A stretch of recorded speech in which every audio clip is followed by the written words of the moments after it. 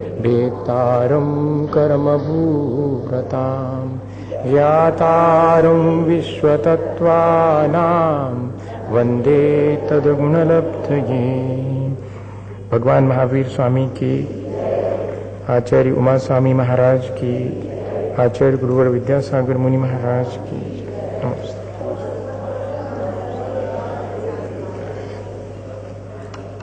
अब कह रहे हैं कि कर्म 8 प्रकार के होते हैं और ये बहुत जरूरी है समझना कि किन परिणामों से कौन से कर्म बंधते हैं।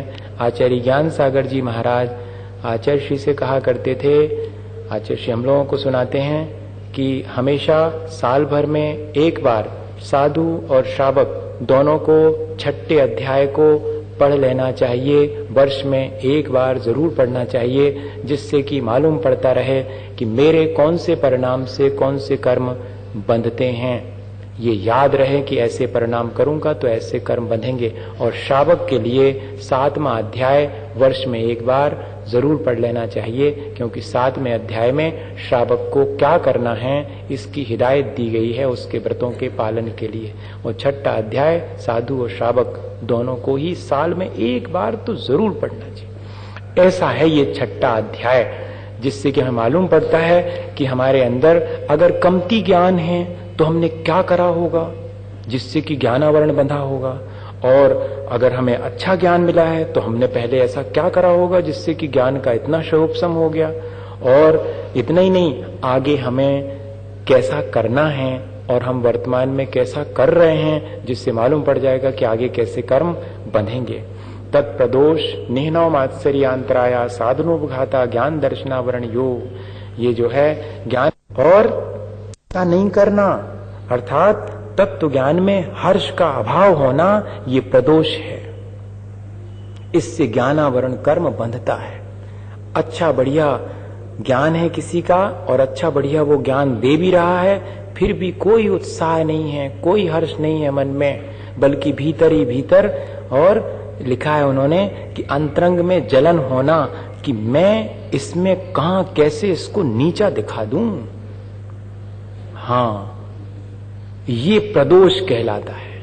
बैठे बैठे वहीं पर अलग अलग परिणाम बनेंगे। सभा में बैठे हुए 1000 लोग बैठे हुए हैं और तत्व ज्ञान का प्ररूपण हो रहा है, अच्छा भी है, सब कुछ ठीक है, लेकिन भीतर ही भीतर, क्योंकि उस व्यक्ति से अगर द्वेष भाव है तो उसके द्वारा किए गए तत्व प्ररूपण में भी द्वेष उत्पन्न हो जाएगा। ये प्रदोष, इससे क्या होता, अपना ही ज्ञान ढक जाएगा। ज्ञानावरणी कर्म निनव, ज्ञान की बात मालूम है, पूछने पर नहीं बताना। हाँ, हमें नहीं मालूम, पुस्तक है आपके पास, नहीं हमारे पास, और है जबकि ये ज्ञान आपने कहां से पाया? हमने अपने मन से पाया। गुरु का नाम छिपा लिया, शास्त्र का नाम छिपा लिया, बताने से इनकार कर दिया, ये सब जो है निहनव कहलाएगा। इससे हमारा अपना ज्ञान ढकता है, ज्ञानावरणी कर्म बंधता है। मात्सरी, दूसरे को जानकारी होते हुए भी ज्यादा ना मालूम पड़ जाए इसलिए नहीं बताना। हाँ, ईर्ष्यावश, एक तो पूछने पर कि किस किताब से पढ़ा, किताब का नाम छिपा लिया, और दूसरे ने मांगी किताब तो नहीं दी, क्यों? इसका ज्ञान बढ़ ना जाए। या कि ये वाली किताब है आपके पास, है तो, लेकिन उसमें कोई विशेष नहीं है, आप क्या पढ़ेंगे, उसमें कोई विशेष नहीं है, मतलब उसको उस किताब के प्रति विमुख कर दिया ताकि वो मांगे नहीं। हाँ, ये सारी चीजें, ये मात्सरी कहलाता, जेलस जिसको अपन बोलते हैं। भाव क्या है कि दूसरा हमसे ज्यादा ज्ञानवान ना हो जावे, इसलिए जानकारी होते हुए भी छिपा, ईर्ष्यावश दूसरे को नहीं बताना। अंतराय, ज्ञान और ज्ञान प्राप्ति के साधनों में बाधा डालना। किताब फाड़ दी, लाइट बंद कर दी, सो जाओ, अब टाइम हो गया, क्या दिन भर पढ़ते रहते हो, ले वो अपना उद्यम वो कर रहा है। मैं तो आश्चर्य करता हूं जब लोग ऐसा कहते हैं, तो मैं सोचता हूं ठीक है, अरे महाराज आप दिन भर जो है पढ़ते ही रहते हैं और अब क्या बहुत मेहनत करते हैं, इसीलिए तो जो है आप ऐसे कमजोर हैं, आप जरा आराम किया करें। मतलब क्या कहना चाह रहे हैं आप? ऐसा करके विचार करने की चीज है, अंतराय डाल दिया आपने। ये जरूर कहो कि क्या महाराज आप राग द्वेष की चर्चा में लगे, थोड़ा धर्म ध्यान करो। हाँ, नहीं धर्म ध्यान कर रहे हैं तो क्या आप दिन भर ही लगे रहते हैं, बस यहां से उठे और वहां फिर शुरू हो गया, वहां से उठे वहां फिर, तो क्या करें? राग द्वेष करें? नहीं, राग द्वेष की चर्चा के लिए वक्त ही नहीं मिलना चाहिए। धर्म चर्चा सिर्फ, और कोई नहीं। या फिर चुप, या फिर अपना पढ़ो, या फिर बोलो तो सिर्फ धर्म के वचन ही बोलो। उसके अलावा जो भी बोला जाएगा वो सब राग द्वेष से युक्त होगा। बहुत सावधानी की आवश्यकता है। इससे ज्ञान और ज्ञान प्राप्ति के साधनों में बाधा डालना, रोक देना किसी को, अपना ही ज्ञान ढकेगा। और दूसरे के द्वारा दी गई जानकारी को आदर ना करते हुए शरीर और वाणी दोनों से निषेध करना। कोई बात नहीं जम रही तो ठीक है, ऐसे ही चलता है, शरीर से भी ऐसे, और वाणी दूसरे बाजू वाले से देखा ऐसे ही है, कुछ बताता रहते नहीं, प्ररूपण करने बैठ गए भीतर अपने आप चुपचाप, किसी को पता नहीं लगा। ये क्या है? ये आसाधना है ज्ञान की। ज्ञान और ज्ञानवान, दूसरे के द्वारा जो जानकारी दी जा रही उसके प्रति कोई आदर नहीं है, बल्कि अनादर का भाव है। शरीर और वाणी से दोनों से अनादर कर दिया। उपघात, सही ज्ञान में भी दोष लगा देना, ये उसे गलत साबित कर देना, ये फिर तो उसका ज्ञान का उपघात ही हो गया। आसाधना में तो सिर्फ अनादर हुआ था और उपघात में ज्ञान को अज्ञान कह दिया और उसको नष्ट ही कर दिया। इससे ज्ञानावरण और दर्शनावरण दोनों बंधते हैं। मैं इस किताब को भी लेके आया था। आज आपका कैसा मन है? मैं 4 बजे से बाद तक भी करते रहूं तो चलेगा? बढ़िया, अच्छे लोग हैं।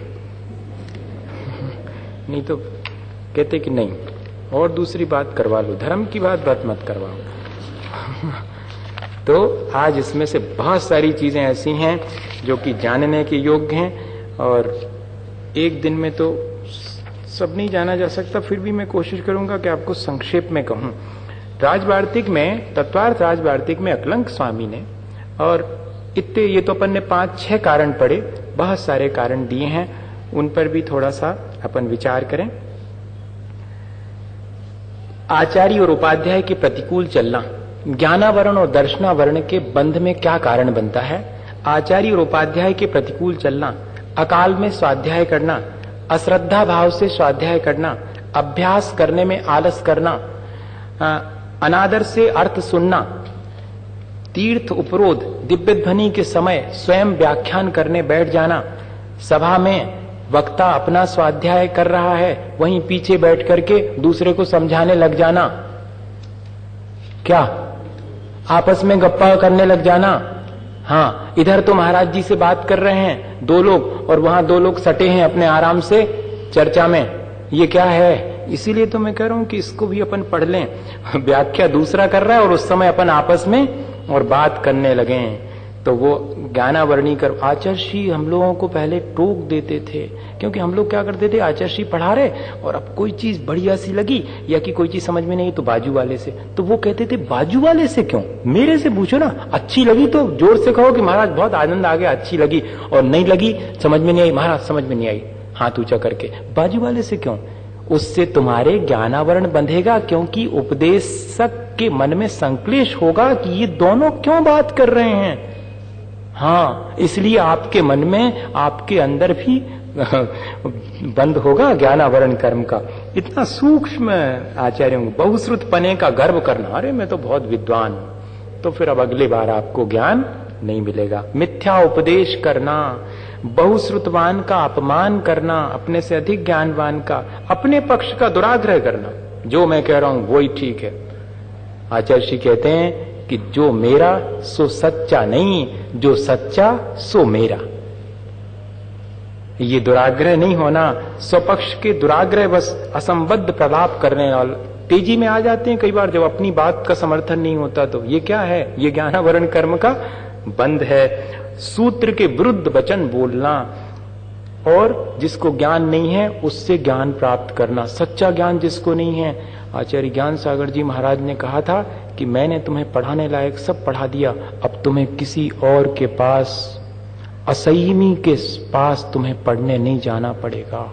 संयमी होकर के भी असंयमी से अगर आप पढ़ते हैं, हाँ, डिस्कशन करना अलग बात है, तत्व चर्चा करना अलग बात है, लेकिन उसे ऊंचे बिठा करके आपको नीचे बैठना पड़ेगा ज्ञान प्राप्ति के लिए। इसलिए बहुत सावधानी की आवश्यकता है इसमें।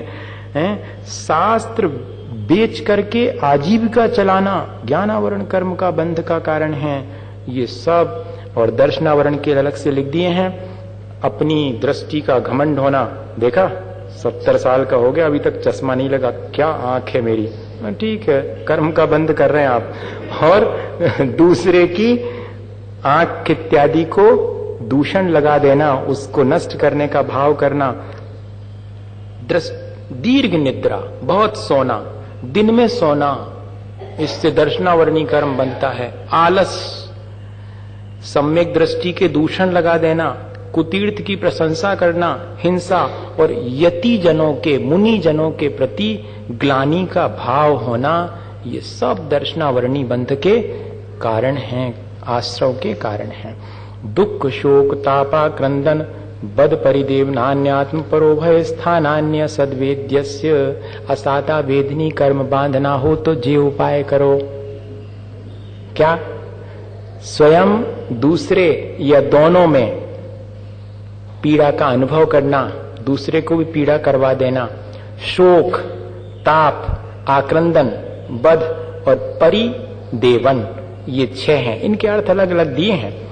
दुख के मायने है पीड़ा का अनुभव करना, और शोक किसी प्रिय वस्तु या उपकारी व्यक्ति, इसके वियोग में या उसके नष्ट होने पर, खोने पर जो उदासी आती है, जो सौरो फील करते हैं, वो कहलाता शोक।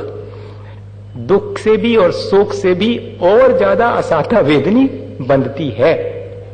और ताप, झूठा आरोप किसी ने लगा दिया तो उससे उत्पन्न होने पर जो मानसिक व्यथा होती है उसको बोलते हैं ताप, संताप जिसको कहते हैं। आक्रंदन, वीपिंग, जोर जोर से विलाप करते हुए और रोना, ये आक्रंदन कहलाएगा। बध कर देना, दूसरे के प्राणों का घात कर देना, ये कहलाएगा बध। इससे भी स्वयं को असाता ही बनती है। और परिवेदन अर्थात प्रिय व्यक्ति के वियोग में उसके गुणों का स्मरण करते हुए जब करुणाप्रद रुदन किया जाता है तब वो कहलाएगा परिवेदन। इससे भी स्वयं को असाता ही बंधेगी। असाता के लिए आचार्य भगवंतों ने इसके अलावा भी और कारण लिखे हुए हैं, वो भी जानना चाहिए। बहुत सारे कारण हैं। मैंने थोड़ा सा मेहनत नहीं करी, मेरी वो कॉपी जो है वो कहाँ रखी गई पता नहीं, तो मिली नहीं तो मैंने इसमें से सब निकाल लिए थे। अब थोड़ी मेहनत करना पड़ रही है। अलग अलग दिए हुए हैं इसमें। अशुभ प्रयोग करना, दूसरे पर अपवाद लगाना, पैशून्य, चुगली करना, इससे असाता का बंध होता है।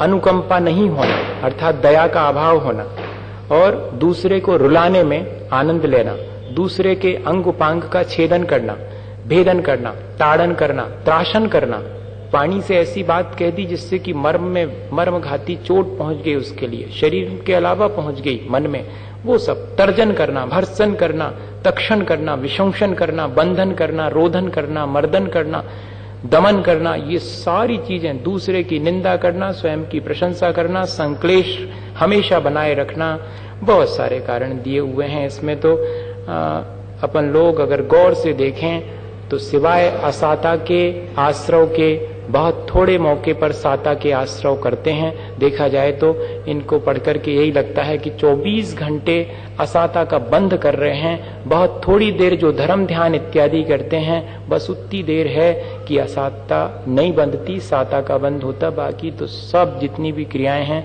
असाता के बंध में कारण बनती हैं। भूत प्रत्यनुकंपा, दान, सराग, संयमादि, इसमें तो जो है वो दोनों तरह के पाठ मिलते हैं, तो मैं खुद कंफ्यूजन में हूं।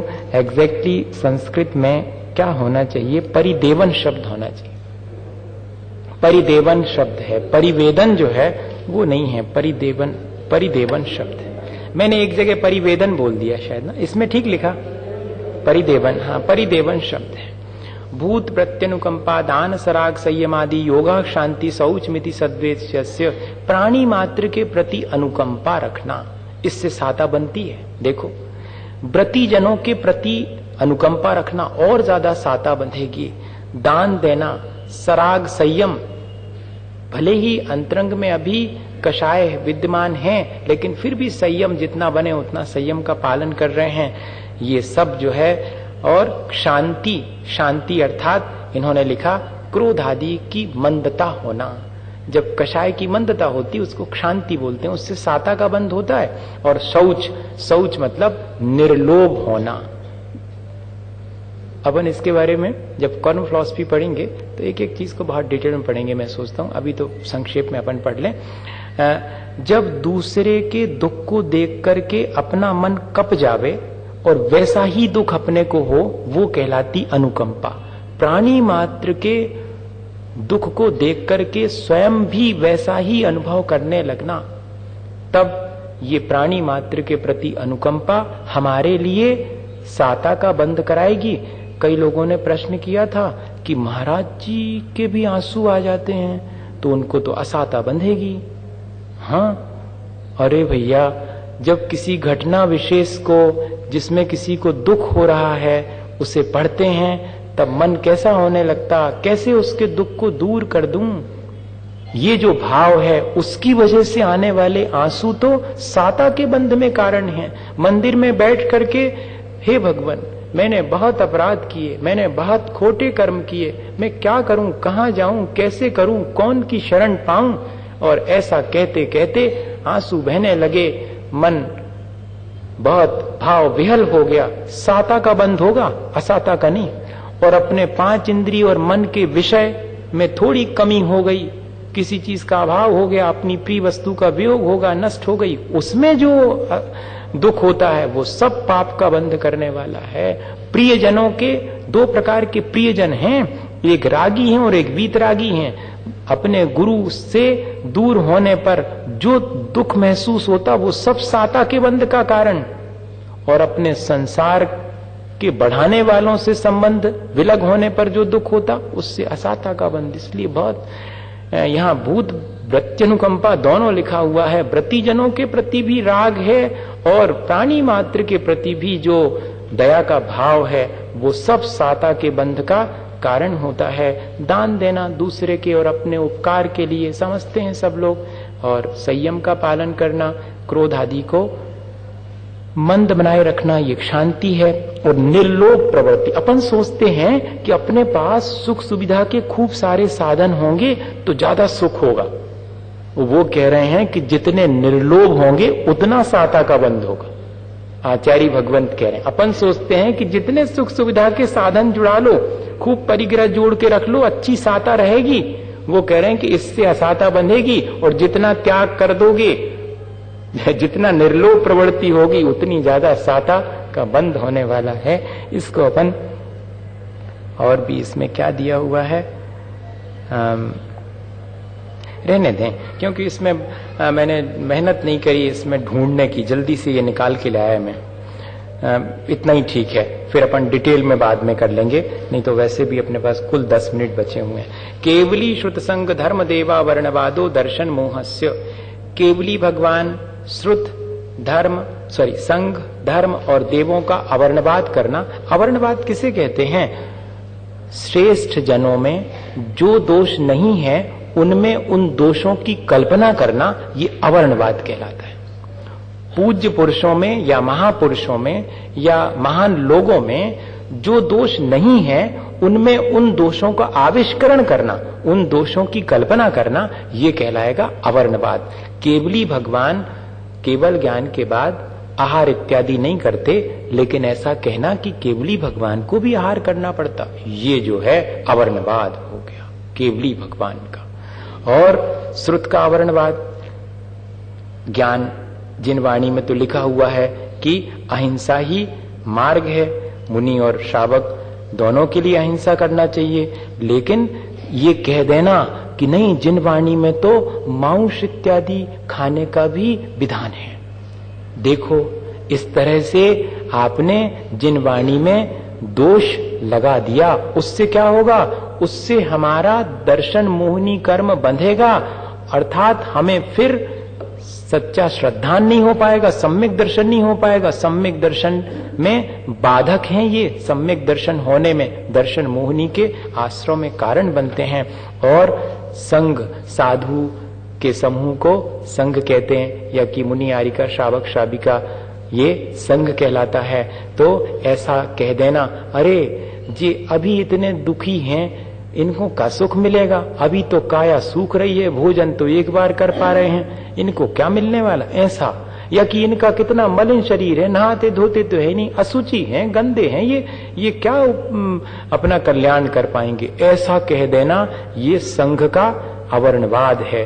और धर्म अहिंसा तो श्रेष्ठ है, लेकिन उसे नहीं मानना और उल्टा कह देना कि अहिंसा से कल्याण नहीं होता बल्कि अकल्याण होता है, ऐसा मन में भाव भी आ जाना तो कहते ये धर्म का आवरणवाद। और देवलोक, अरे देवता लोग तो मांस भक्षण करते हैं और सुरापान करते हैं, ऐसा कह देना ये देवों का आवरणवाद है। सेलेस्टियल बीइंग, स्वर्ग के देव सबसे सुंदर होते हैं, वे सुरा इत्यादि का पान नहीं करते, वे तो कंठ में अमृत उनके झरता है, मानस आहार करते हैं, उन पर ऐसा दोष लगा देना यह देवों का अवर्णवाद है। इससे भी हमारे मिथ्यात्व बंधता है, दर्शन मोहिनी बनती, हमारे सम्यक दर्शन में बाधा उत्पन्न होती है। इस तरह और भी बहुत से दोष हैं जो कि मोहिनी कर्म के, दर्शन मोहिनी के आश्रय में कारण हैं। कषायोदयात तीव्र परिणामास चारित्र मोहस्य, कषाय के उदय में होने वाला जो आत्मा का तीव्र परिणाम है वो चारित्र मोहिनी कर्म का आश्रय बनता है। होता क्या है कि कर्म का उदय तो थोड़ा आता है, बाह्य वातावरण मिला करके अपन उसको बढ़ा लेते हैं। थोड़ी सी कोई ने अपने मन की बात नहीं करी, थोड़ा सा गुस्सा आओ और फिर बाद में अपन ने अपने हाथ से और बढ़ा लिया। हाँ, ये अपन करते हैं, कर्म की उदीर्णा करवा देते हैं जिससे कि और कषाय बंधने लगती है। किसी ने अगर कोई एक बात अपने मन की नहीं कही तो उसी समय ठीक है, हटाओ उस चीज को, हल्का कर दो, नहीं तो अब भी और तेजी से हम और तीव्रता से कषाय करेंगे और फिर कषाय करेंगे तो और कर्म का बंध होगा, चारित्र मोहिनी ही बंधेगी। इसलिए वहां से हट जाएं या कि चुप हो जाएं और उस वातावरण को हल्का बना दें, नहीं तो और कषाय बंधेगी। कषाय थोड़ी सी है, वो कह रहे हैं कि कषाय का उदय आया और उस समय आपने और तीव्र परिणाम कर लिए कषाय के, तो फिर और नई कषाय बंधेगी। और इतना ही नहीं, इसमें लिखा है कि स्वयं कषाय करना, दूसरे को कषाय उत्पन्न करवा देना, तपस्वी जनों के व्रतों में दोष लगा देना, इससे भी और संक्लेश उत्पन्न करने वाले वेश और व्रत धारण कर लेना। मैं बार बार इसीलिए कहता हूं कि व्रत नियम उतने ही धारण करो जिससे संक्लेश ना हो। संक्लेश होएगा तो और कषाय का बंध होगा। सावधानी पूर्वक व्रत नियम करना, अपनी सामर्थ्य पहचान करके, और सच्चे धर्म का मखौल उड़ाना, गरीब जनों का मजाक उड़ाना, व्यर्थ में बकवाद करते बैठे रहना, गोशिप, हंसी ठट्टा करना, ये सब जो है कषाय के बंध के कारण है। अपन कहते तो हैं कि हमको कषाय ना बंधे और हमारी कषाय ना बढ़े, उसके लिए उपाय करना चाहिए। बहुत सारे लिखे हैं। बहु आरंभ परिग्रहत्वम नारकश्च आयुषा, बहुत आरंभ और बहुत परिग्रह करने का भाव होना ये नरक आयु के बंध का कारण है। इसको तो एक अच्छा बढ़िया, जैसे बाहर बैनर लगे रहते ना, वैसा एक बैनर बनवा लेना चाहिए इसको, मैं बहुत अधिक आरंभ और परिग्रह करता हूं, मैं नरक जाऊंगा, ऐसा।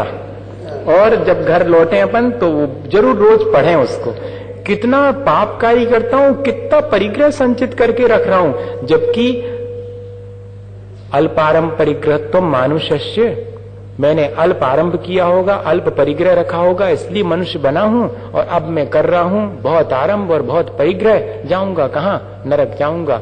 इससे सूत्र को पढ़ करके और ऐसा अपने को विचार करना चाहिए। माया तैरज्ञो नश्य, मायाचारी करने से तिरंच पर्याय मिलती है, और सावधान हो हम कि हम मायाचारी ना करें, इतना ही है। उसमें लिखा है विनम्रता होना, सज्जनता होना, सीधा सच्चा व्यवहार करना, स्वभाव से ही मृदुता होना, नेचुरल माइल्डनेस जिसको कहते हैं। वो कह रहे हैं कि ये सब अपन ने कैसा करा होगा जब अपन मनुष्य बने हैं, ये विचार करो कि अपन पहले मनुष्य बने हैं तो विनम्र रहे होंगे, सज्जन रहे होंगे, सरल व्यवहार रहा होगा, मृदुता का स्वभाव रहा होगा, तब ये इन कारणों से मनुष्य बने हैं। और अब अगर अपन इन चीजों को नहीं करेंगे तो कहां जाएंगे, ये विचार करने की चीज। स्वभाव मार्दवम चा लिखा हुआ है कि स्वभाव से जिसके अंदर मृदुता होती है वो मनुष्य आयु का बंद करता। अपन ने मनुष्य आयु बांधी है तो अपने स्वभाव में मृदुता रही होगी, तब तो अपन मनुष्य बने हैं। और अगर अभी कठोरता आ जाएगी तो आगे कहाँ जाएंगे, ये स्वयं ही डिसाइड हो जाता है। निश्शील व्रतित्वम च सर्वेशाम, और अगर व्रतशील से रहे थे, शील से भी रहे थे, व्रतों से भी रहे थे, तो फिर जो है कोई भी आयु का आश्रय हो सकता है, सभी प्रकार की आयुओं का आश्रय हो जाता है। इसमें एक चीज विशेष रुकी है कि ये देवायु सभी देवायुओं का आश्रय नहीं होता इसके द्वारा। ये तो आगे वाले सूत्र में कहेंगे कि जो विशिष्ट देव हैं उनके लिए तो सम्यक दर्शन आवश्यक है। निश्शील व्रतित्वम च सर्वेशाम, इस सूत्र में सामान्य रूप से चारों प्रकार की आयु के बंध का कारण बता दिया है। फिर अलग से देवायु के लिए बता रहे हैं। सराग संयम, संयमा संयमा काम निर्जरा बाल तपांसी दैवश्य।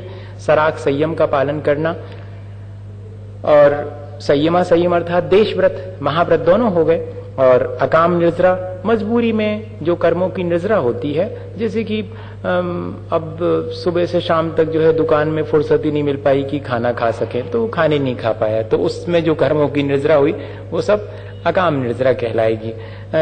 इधर जेल में बंद कर दिया जाता है तो क्या जमीन पे सोना पड़ता है, और रात में जो है ठीक से नींद भी नहीं आ पाती, कितनी मुश्किलें होती। उस समय जो कर्मों की निर्जरा होती मजबूरी में, वो सब अकाम निर्जरा कहलाएगी। इससे भी देवायु बंध सकती है, लेकिन बड़े वाले देवों की आयु नहीं बंधेगी। वनवासी व्यंतर इत्यादि देवों की आयु बंधेगी। बाल तप करना अर्थात मिथ्यात्व के साथ में जो भी तपस्या की जाती है उससे भी देवायु बनती, लेकिन खोटी आयु देवों की आयु बनती। सम्यक त्वम चा, सम्यक दर्शन से जो देवायु बनती है वो तो स्वर्ग के देव वैमानिक देवों की आयु का ही बंद होता सम्यक दर्शन के साथ में। अपन को यदि सच्चे देवगुरु शास्त्र पे श्रद्धा है, तत्वार्थ का श्रद्धान है, तो एकमात्र आयु बंधेगी देवायु। और कोई ने व्रत नियम ले लिए हैं तब तो फिर हो गया कि उसके तो फिक्स है। और जिसके व्रत नियम लेने का भाव नहीं है बिल्कुल भी मन में, तो समझना या तो खोटी आयु बंध गई है, या बंधेगी तो खोटी बंधेगी। ये इसका कहना चाहिए कर्म क्लियर है उसमें। योग वक्रता विसंवादनम च शुभस्य नामनः, मन वचन काय की वक्रता होना और विसंवाद करना, तेरा मेरा करना, ये अशुभ नाम कर्म के बंध का कारण है।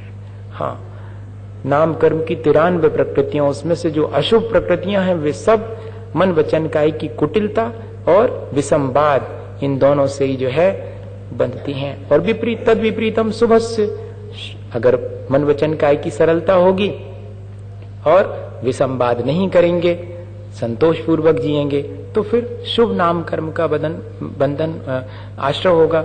अब कह रहे हैं कि सबसे बढ़िया पुण्य प्रकृति कौन सी है नाम कर्म की? तीर्थंकर। वो कैसे बनती? देखो, दर्शन विशुद्धि विनय संपन्नता शील व्रतेष्णति चारो वीक्षण ज्ञानोपयोग संवेगौ शक्ति तस्त्याग तपसी साधु समाधिर वैयाव्रतकरण महारदाचार्य बहुश्रुत प्रवचन भक्तिरावश्यका परिहानिर्मार्ग प्रभावना प्रवचन वत्सरत्मिति तीर्थकरत्वस्य। ये अपन ने 16 कारण भावनाएं पहले भी इनको अपन ने समझ लिया है, इसलिए इसको तो अपन ने जल्दी से खत्म कर दिया, क्योंकि 16 कारण भावनाएं सबको मालूम है। अब उनके अलग अलग क्या अर्थ बताएं हम? रोज 16 कारण पूजा भी करते हैं, उसमें सबके अर्थ हैं। इन ऐसे 16 कारण भावना के जो निर्मल परिणाम हैं, उससे तीर्थंकर प्रकृति का आश्रय होता है। एक ही सबसे श्रेष्ठ पुण्य प्रकृति है। परात्म निंदा प्रशंसे सद्गुणोच्छादनोद भावने च नीचैर गोत्रस्य, पर की निंदा करना, आत्म प्रशंसा करना, दूसरे के अच्छे गुणों को ढांकना और उसके अवगुणों को प्रकट करना, ये सब नीच गोत्र के बंध के कारण हैं। और नीच गोत्र का बंध दूसरे गुण स्थान तक होता मिथ्यात्व के साथ। तो जब जब भी दूसरे की निंदा करने का भाव आए तो समझ लेना कि गुण स्थान नीचे गिर गया, मिथ्यात्व में आ गए और अब नीच गोत्र बंध रहा होगा। उसी क्षण देरदार का काम नहीं है। ये इस सूत्र के पढ़ने का इतना ही है, परिणाम संभालना। और इसीलिए तो आचार्य ने कहा कि इसको तो बांसते रहो बार बार, तो परिणाम संभल जाएंगे। नहीं तो पर निंदा, सच्चे झूठे दोषों को, जिसके अंदर वास्तव में दोष हैं उनको भी नहीं कहना, वो कह रहे हैं जो दोष हैं उनको भी नहीं, जो नहीं है उनको तो छोड़ो, जो दोष उनके भीतर हैं वो भी नहीं कहना, वो भी पर निंदा कहलाएगी। और अपने अंदर जो गुण हैं उन गुणों को भी नहीं कहना, जो नहीं है उनको तो कहने ही नहीं।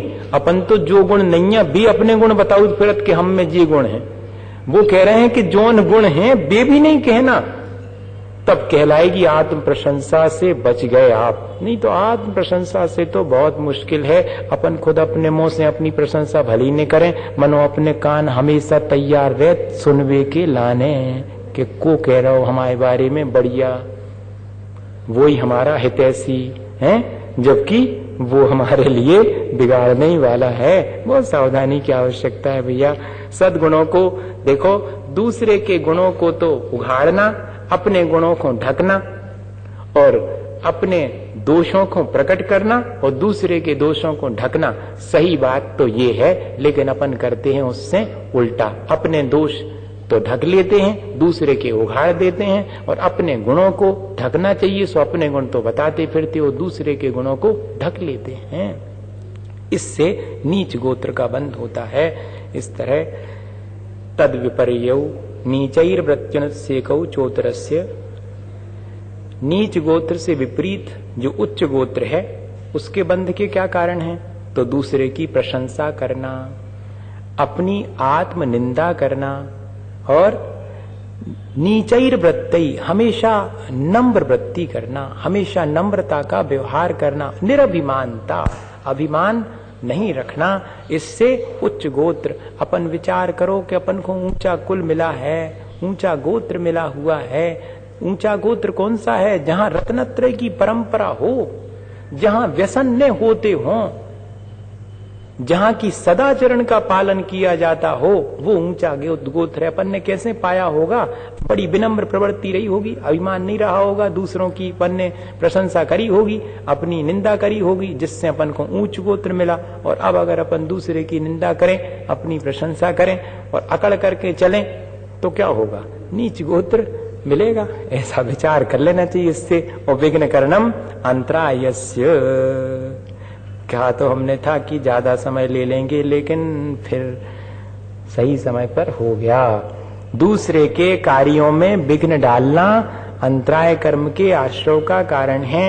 कोई दान दे रहा है, अरे क्या होने वाला है, काय को दे रहे हो, ले आपके लिए दानांतराय का बंद हो जाएगा। दान देने की भावना होते हुए भी फिर दान नहीं दे पाएंगे, भावना होने पर भी सारे सर्कमस्टेंसेस क्रिएट हो जाएंगे कि दान दूं, लेकिन एक ना एक बाधा आ जाएगी और आप दान नहीं दे पाएंगे।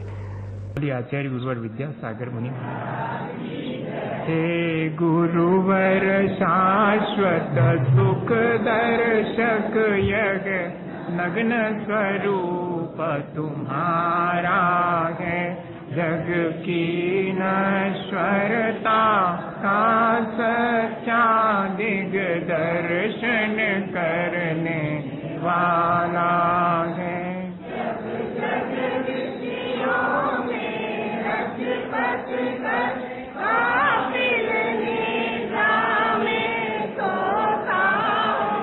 अथवा वग शिव के निष्कंटक पथ में विषकंटक बोता हो।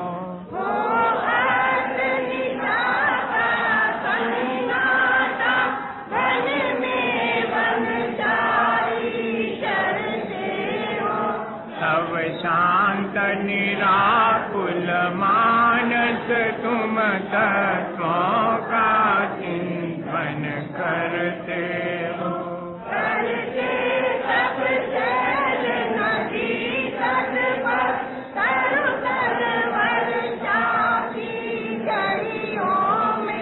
समतारस पाने किया करते सुख दुख दोनों की घड़ियों में।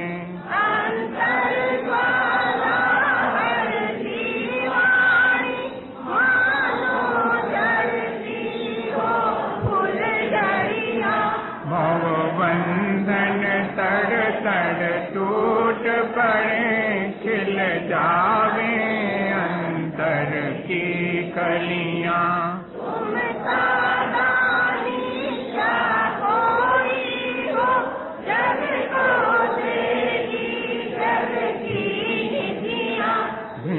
रात लुटाया करते हो शम शम की अविनश्वर मणिया।